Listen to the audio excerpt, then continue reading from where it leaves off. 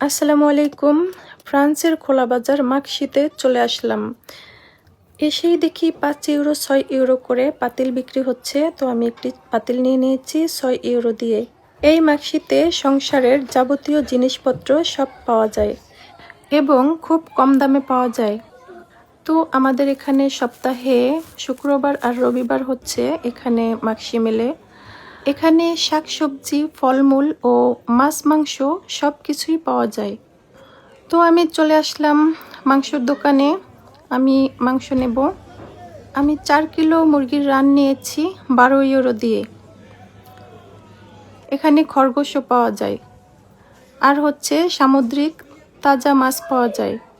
আপনি চাইলে ওদেরকে দিয়ে মাছ বেছে কেটে নিতে পারবেন। এরপরে হচ্ছে রেস্টুরেন্ট আছে, ইচ্ছে করলে এখানে বসে খেতে পারবেন। এটা হচ্ছে ড্রাগন ফল। তো এটা হচ্ছে ইয়েলো কালার ফুলকপি, আমি আজকে প্রথম দেখলাম।